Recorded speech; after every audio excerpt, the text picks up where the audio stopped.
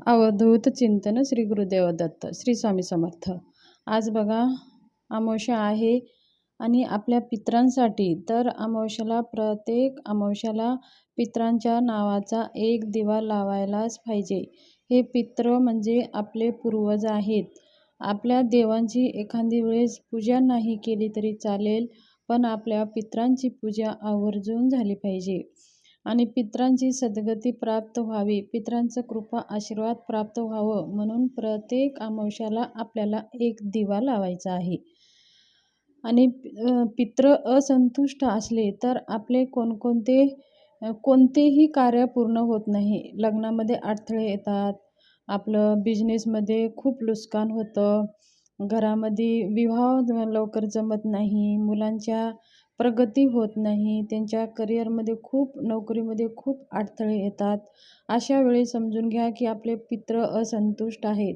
त्याच्यासाठी आपण आपल्या पितरांना संतुष्ट करण्यासाठी, पितरांची सद्गती प्राप्त होण्यासाठी आपल्याला अमावस्याला त्यांच्या नावाचा एक दिवा आपल्याला जरूर लावायचा आहे। आपल्याला काय करायचं आहे, संध्याकाळच्या वेळेस एक दिवा घ्यायचा आहे, राईचं तेल घ्यायचं आहे, एक लांब वात घ्यायची आहे, त्याच्यामध्ये थोडेसे काळे तीळ टाकायचं आहे। आणि जर तुम्ही मातीचा दिवा घ्या किंवा पिठाचं घ्या, पिठाचं घेत असाल तर त्याला मीठ टाकू नका। मग ते दिवा घेऊन जायचं आहे आणि पिंपळाच्या झाडाखाली दक्षिणेकडे तोंड करून दिवाची वात दक्षिणेकडे असावी असा दिवा लावायचा आहे। आणि दिवा लावताना आपल्याला ओम नमो भगवते वासुदेवाय नमः, हे पितरांचे स्वामी आहेत, पितरांचे देवता आहेत, म्हणून आपल्याला पितरांना सद्गती प्राप्त व्हावी, त्यांना सद्गती प्राप्त झाली तर आपल्याला त्यांचा कृपा आशीर्वाद प्राप्त होतो। म्हणून ओम नमो भगवते वासुदेवाय नमः म्हणत ते दिवा लावायचा आहे। आणि त्या पिंपळाच्या झाडाला आपल्याला 11 प्रदक्षिणा करून ओम नमो भगवते वासुदेवाय नमः या मंत्राचा जप करत करत आपल्याला 11 प्रदक्षिणा घालायचा आहे आणि पितरांना विनंती करायचं आहे, जे तुमचे पित्र आहेत त्यांचं स्मरण करून त्यांना संतुष्ट व्हावं, त्यांचं कृपा आशीर्वाद आपल्या परिवारावरती पडावं म्हणून विनंती करून पाया पडून आपल्याला यायचं आहे। तसेच 12 वाजता आपल्याला आपल्या पितरांसाठी दही आणि भात आपल्या गच्चीवरती नेऊन ठेवायचं आहे। त्या भातावरती 1 चम्मच दही आणि थोडेसे काळे तीळ टाकायचे आहेत। आणि आपण भात एका दुरोणमध्ये ठेवत असतो तर त्याच्या खाली आपल्याला त्रिकोण मंडळ काढायचं आहे। चौकोन मंडळ आपण देवासाठी काढतो, तर त्रिकोण मंडळ हे पितरांसाठी काढतो। म्हणून त्रिकोण मंडळ करून दक्षिणेकडे आपल्याला दही आणि भात ठेवून देऊन यायचं आहे। हे आपल्याला प्रत्येक अमावस्याला आवर्जून करायचं आहे।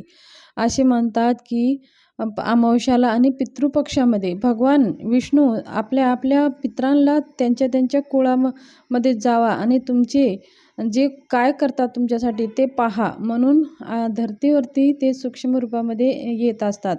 आणि जे कोणी त्यांच्या नामस्मरण करतात, त्यांच्यासाठी दानधर्म करतात, दीपदान करतात, ह्या सगळ्या गोष्टी ते पाहतात आणि ते संतुष्ट होतात। पण जे कोणी त्यांच्यासाठी काही करत नाही, पित्रासाठी दिवा दान करत नाही, त्यांच्या नावानं दान करत नाही, स्मरण करत नाही, आठवण करत नाही, अशा वेळेस ते येतात, असंतुष्ट होतात आणि मग परत निघून जातात। मग त्यांचा आपल्यावर कोप होतो, मग आपल्या सगळे कार्यामध्ये अडथळे येतात।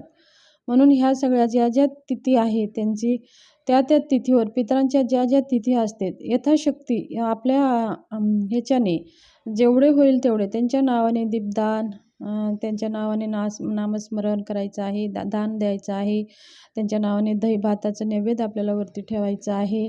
त्यांचं पितरांचं स्मरण करतच हे सगळं करायचं आहे।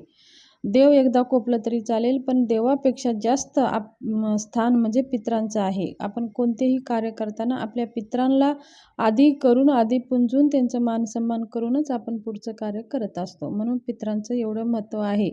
आपले पितृ संतुष्ट नसेल तर आपल्या कितीही तुम्ही सेवा करा, कितीही तुम्ही काही करा, आपले कोणतेही कार्य सफळ होत नाही। म्हणून आपले पितृ संतुष्ट असणे खूप गरजेचं आहे। म्हणून अमावस्याला आणि पितृपक्ष वर्षातून एकदाच येतं, पण अमावस्या महिन्याला एकदा येते. म्हणून अमावस्याला पितरांसाठी दीपदान आणि दही भात तुम्ही आवर्जून अर्पण करा आणि पितरांचा कृपा आशीर्वाद प्राप्त करा. ही छोटीशी माहिती शेअर करायची होती. माझी माहिती कशी वाटली, आवडली असेल तर सबस्क्राईब करा आणि हा व्हिडिओ जास्तीत जास्त फॅमिली ग्रुपमध्ये शेअर करा. धन्यवाद. शुभ दिवस.